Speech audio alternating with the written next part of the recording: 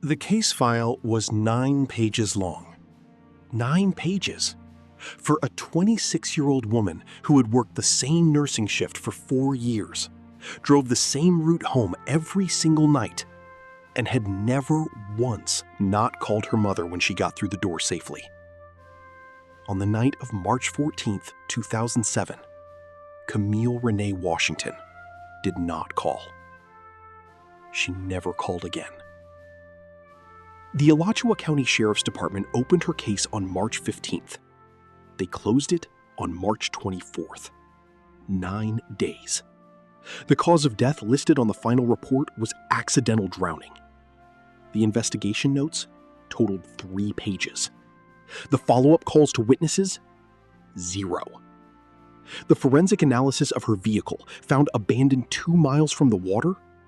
Incomplete. The last line of the report read, "No evidence of foul play detected." Her mother, Delores Washington, read that line sitting at her kitchen table at 6 in the morning with her reading glasses on and her hands perfectly still. Then she picked up a pen and wrote 1 sentence in the margin. "My daughter could not swim." If you have ever watched a system decide that your grief has an expiration date, that your questions are an inconvenience, that the person you loved most was not worth the paperwork, then you already know Delores Washington. This story is for you.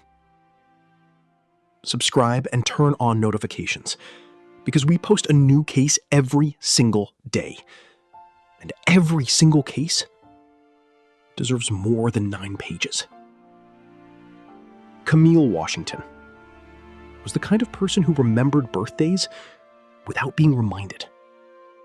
She had worked at North Central Florida Regional Hospital since she was 22, starting as a patient care technician and earning her nursing license 18 months later. Her colleagues called her Cammy. Her patients called her the one who actually listened. She sent her mother a voice note every morning before her shift. Not a text. A voice note. Because Delores had told her once that hearing her voice was the best part of the day. She was saving for a house. She had a notebook where she tracked every dollar. She had circled a neighborhood in blue ink and written "Buy 28" next to it. She was 26. She had 2 years.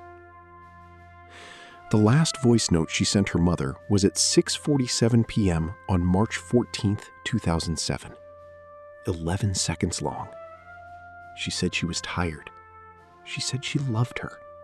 She said she would call when she got home. The drive should have taken 19 minutes. Alachua County in 2007 was not a place where a Black woman's unexplained death generated press conferences. The local paper ran 4 sentences about Camille's case on page 9. No photograph. The headline read, "Woman found near retention pond." Not her name, not her age, not her profession. Woman. The department had closed 14 cases that quarter. 11 of them involved Black victims. The average investigation length for those 11 cases was 12 days. The average for the 3 white victims in that same period was 41 days. Delores Washington did not have that data in 2007. She would spend 3 years obtaining it. Camille's car was found at 11:22 p.m. by a passing motorist who called 911. Her body was recovered from a retention pond approximately 200 yards from the vehicle at 2:17 a.m. on March 15th. The official timeline constructed by investigators placed her entering the water sometime between 8 and 10 p.m. The medical examiner listed drowning as the cause of death. The manner of death was ruled accidental. What the report did not address? Her shoes were found neatly placed beside the driver's side door. Her purse was locked in the trunk. Her nursing badge was unclipped and sitting on the passenger seat, something she never did because she had been written up once for losing a badge and had clipped it to her scrubs every single day since. And Camille Renee Washington had been afraid of water since the age of 7, when she nearly drowned at a community pool in Gainesville. She had never learned to swim. Her mother, her coworkers, and her best friend of 12 years all confirmed this independently. The investigators' notes mentioned none of it. The lead detective assigned to Camille's case, Lieutenant Gary Pressler, had been with the department for 19 years. He interviewed 2 people. 2. Her shift supervisor at the hospital and the motorist who found the car. Neither interview exceeded 20 minutes. According to department records obtained by Delores Washington in 2010 through a public records request, no other witness interviews were conducted, documented, or attempted. Camille's cell phone was recovered from her car. It was never sent to the digital forensics unit. The call log was never pulled. The last incoming call, received at 7:52 p.m., 23 minutes before she should have arrived home, was never identified. The retention pond was never treated as a crime scene. No luminol was used on the vehicle interior. No skin cells were collected from the driver's side door.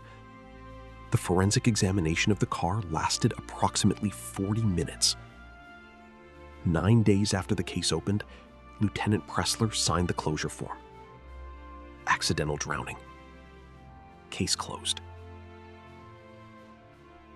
Delores Washington called the department the morning she received the closure notice. She was told, and this is a direct quote from her written account filed later, "Ma'am, these things happen. The water is close to that road.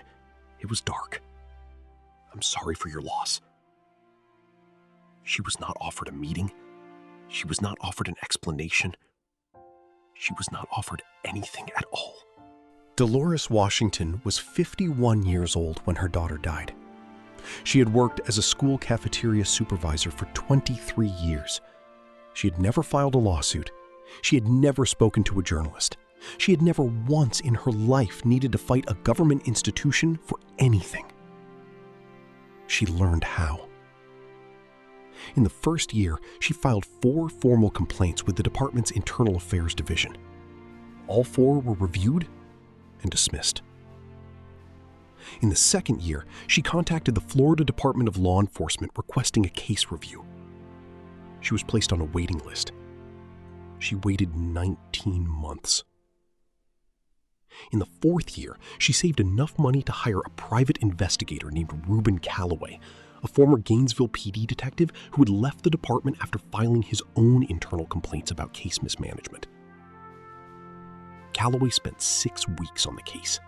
He found 7 witnesses who had never been contacted by the department. 3 of them had seen a dark-colored truck parked near the retention pond on the night of March 14th. One of them had written down a partial plate number in her personal journal because something about it had felt wrong to her. She had waited for someone official to call. Nobody ever did. Delores took that journal entry and partial plate number to the department in 2013. For the first time in 6 years, someone opened the file.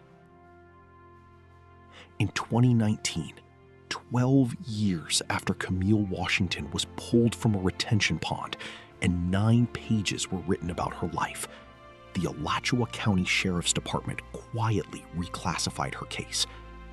The manner of death was changed from accidental to undetermined. No press conference was held. No public statement was issued. Delores Washington found out through a letter. A suspect identified through the partial plate number Reuben Calloway recovered has never been charged. The investigation is listed as active.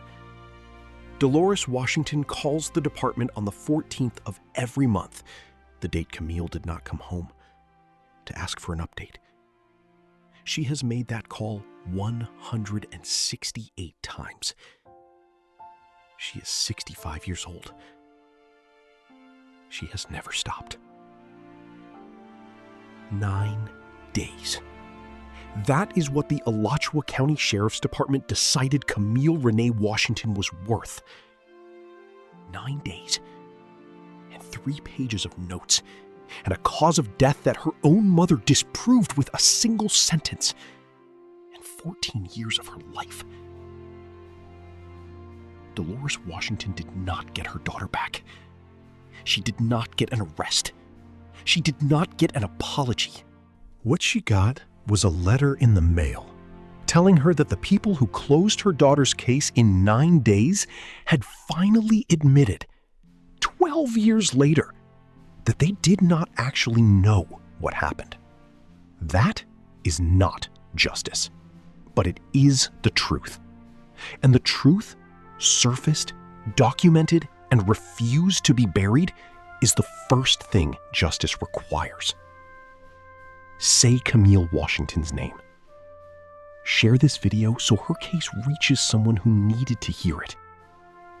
Subscribe and turn on notifications because we post a new case every single day.